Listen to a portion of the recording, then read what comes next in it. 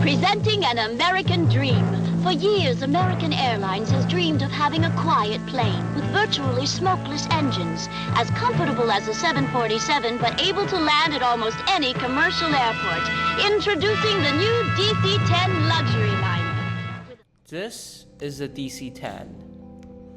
The DC-10 is one of the most infamous aircrafts in aviation history, known for its poor safety record and its multiple crashes, providing a good amount of resources for the hit aviation show Mayday Air Disasters. During its lifetime, it has received many different types of investigations for its various problems, and it was not even supposed to be made for civilians. However, it was pushed through. This is the complex history of the DC-10. Now, the DC-10 was originally derived from the United States Air Force's CXHLS. The heavy logistics system was supposed to be a tanker.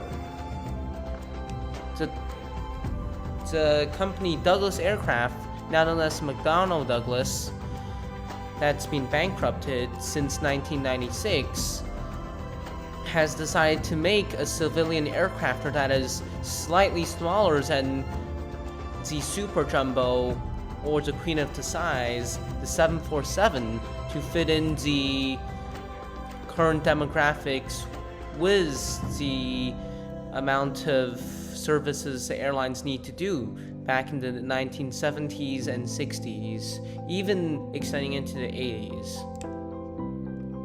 Now the DC-10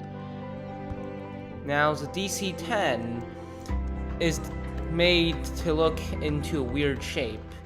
It is what is now known as a trijet. Now, trijets are not as common nowadays, so it's still seen all around the world in private jets, mainly to be able to satisfy the longer range. A trijet back in the day was very common because of one thing: ETOPS regulations.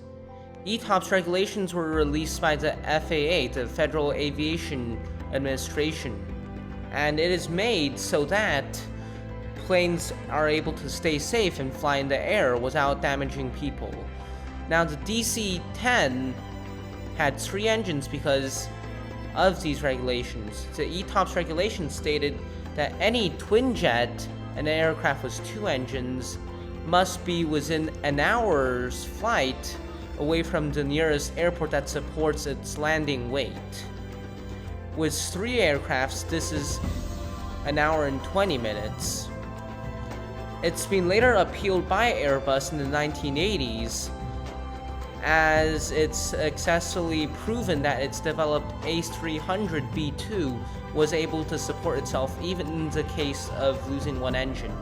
But essentially, the ETOPS regulations were developed to ensure no plane crashes by losing one engine because they aren't able to make it in time. Now, the DC-10 has 3 engines, which makes it so that it only has to be within an hour and 20 minutes of its nearest airport that supports its weight.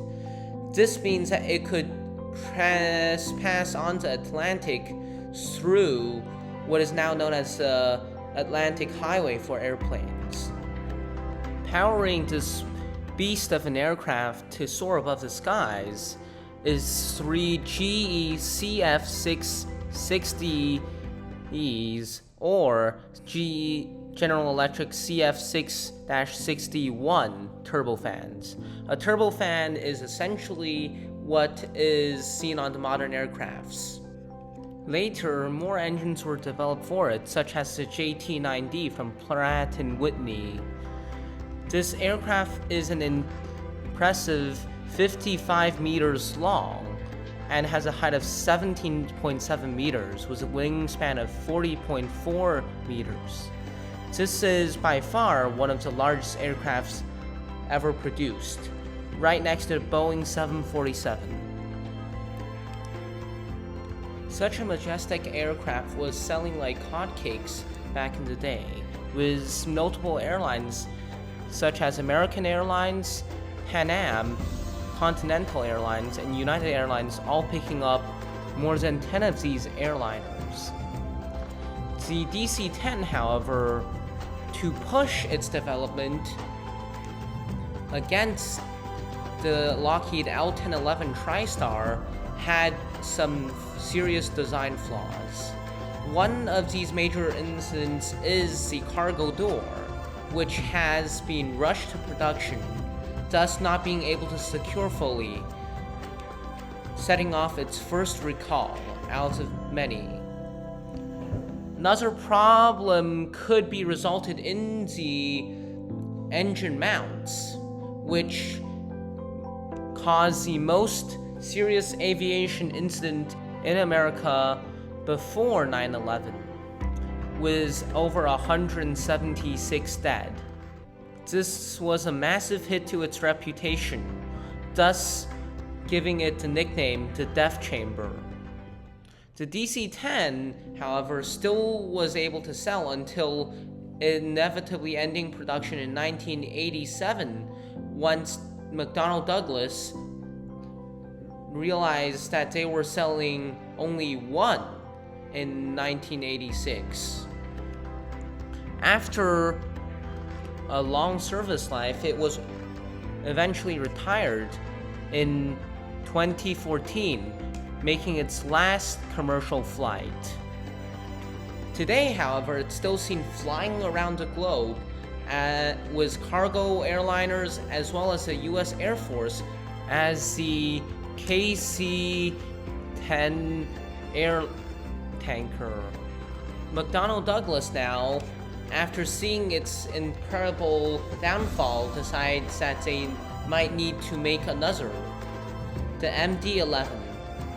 Even though the DC-10 was not able to shine in its original days for its original job, servicing airlines, the DC-10 was still able to make its use after its initial service life as a cargo aircraft and emergency response aircraft. Now it serves as one of the backbones of the world cargo airlines, serving with FedEx, UPS, and numerous other air services, as well as serving for the United States Fire Corps and the United States Air Force fueling aircraft. It has finally reached its full potential, helping out whenever it needs to. Finally reaching its full potential and what is its golden years, and leaving a final leg of its legacy, something everyone will remember.